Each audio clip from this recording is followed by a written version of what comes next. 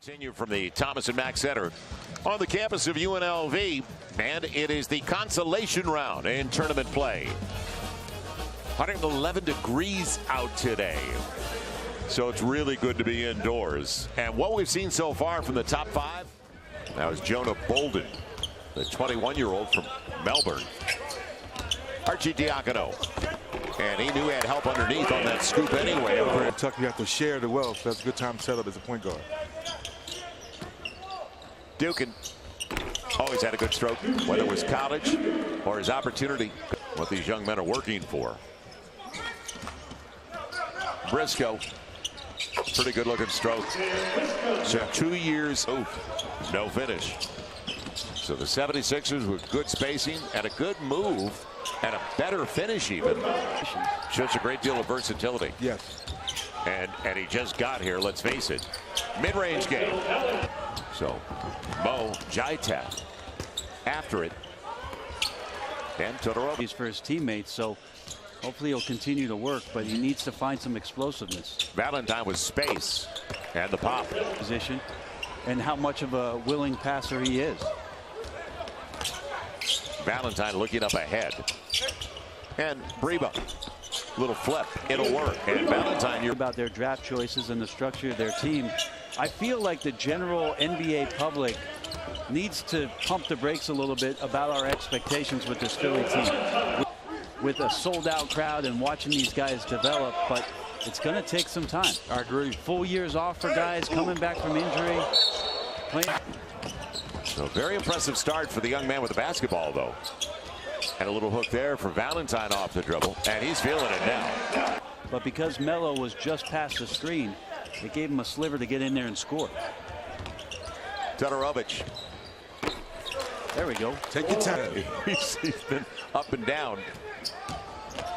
Trimble going to the free throw line. Jovanovic. Don't leave. Everything's out of place these days. The save, and Bolden trying to tap it home. Boy, good volleyball. Oh, yes. Bolden deep off his Valentine. Very effective start for him, but especially from the outside as they, out of the timeout, get a nice screen for Heslip. Well, he's fifth best in the NBA. So now, if you can keep that pace up and put some more shooters out there and get a better flow to your offense, now. Yeah, you hope that some of the guys now that they put on the roster, some of these young guys step in and are a little more consistent from the outside. The trap on Archie Diacono and Chris Walker. For them to be more consistent shooters. You also are going to have to learn how to win. Like just bringing in a J.J. Redick and having Amir Johnson doesn't mean that you know all of a sudden. And let's see the eventual additions they make when we talk about vets down the road. And guys they can plug in. Walker, or Valentine rather, or it might be an attractive destination then. There's going to be a lot to figure out, though, for those guys as they go through 2 and 3 seasons together about who gets to what role. Joel. Thought it was interesting after J.J. Redick signed. He said the real reason he signed it, he wanted to play for Brett Brown. He liked his approach. Is Brett Brown on one of the? We know one thing: he must be a good salesman. So for great basketball city, and a lot of spacing there between Valentine and Walker. And on the busted play, Archie Diacono with a great pass off the window. To work on getting on the floor, but he showed some signs late in the year. Coming up short there, Todorovic keeps it alive with a fresh shot clock. The mid-range game. I like that a lot. Rises up and knocks it down. Valentine with 13, 4 assists as well. Jaita not close, but the reverse is there. 3D, yeah. I mean, he's got 13. Keep going, keep driving. Maybe a little tired. That's a little bit of a settling shot. Good ball fake. Korkmaz, last year 26th overall. They let the contact go into the shot clock, and it worked. Now, final shot of the quarter and the half. Heslip, he's got it. You might be able to play him at both positions, Joel. But I think that Brett Brown is going to try to. More than anything else, Joel Embiid is on the floor. There it goes, Brady Heslip. Guy to have on this team, Joel, as they get started. And Valentine knocks down a catch and shoot three.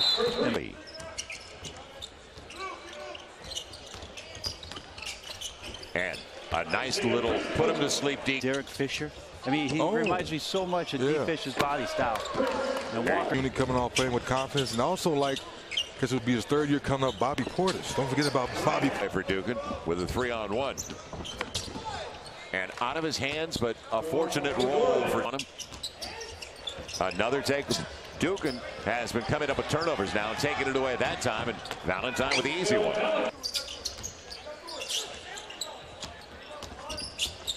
Good lob. Austin set it up beautiful. 3D with that kind of length. About cookies! 6'8", getting the rip there. Oh, okay, Austin, we're talking about you. Yeah, Some plays. But again, you go back, probably the most interesting thing, Joel, for the Bulls is they have a guy on their roster in Dwayne to let Dwayne Wade maybe make another choice. But as of now, Dwayne Wade's opted to come back and join the Bulls, finish out one more year of his. Plenty of time with the shot clock. Nice. Good slip inside. And even though Jai got it, and let's see how it pans out over the last 10 for him. Well, they better keep up with the speed of what Arch is doing right now, and Heslop just constant motion right now for the Bulls, and again freeing up another shot. Too easy. Final 3 seconds. Can Austin get it off in time? Yes. Good take. Boy, you talk about the length. How about the speed? The speed. Australia coaching in the NBL, Sydney Kings and the North Melbourne Giants, and then coaching the Australian men's national team. He's got this very interesting.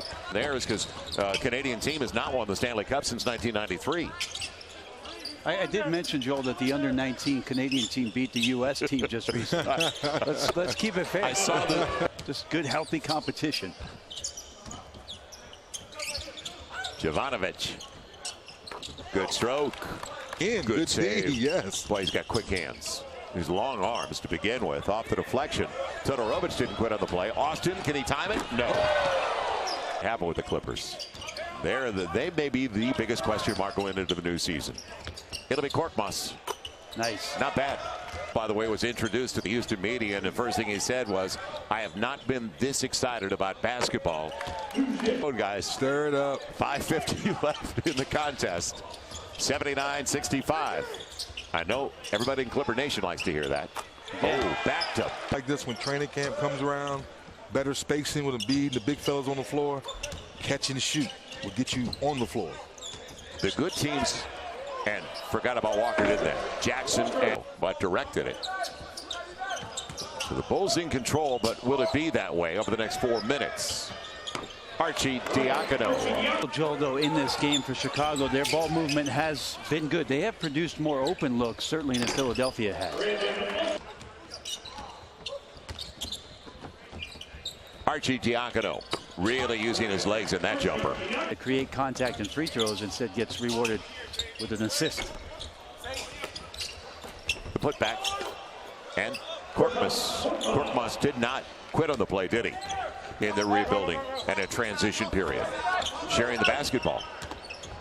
Because they've had a lot of ISO ball there over the last few years, whether it was Derrick Rose first, Jimmy Butler next. Had a good look at the corner. Jaitek took it away. It'll be Brandon Austin. And let him loose. It'll be interesting to see just how they get themselves right at 3D and what they can do to make some additions before the season gets started. 25. So the Bulls starting backcourt with 41 points, 9 assists, and 8 boards. Korkmaz. Stroke looks good, Joel. Really. Some nice showings here. Another one. Korkmaz. The versatility he could have. Final 20. Why not? Dominated by the Bulls. So the Bulls pull away in the fourth. After winning the third, they slightly had an edge in the second and dominated once again in the fourth.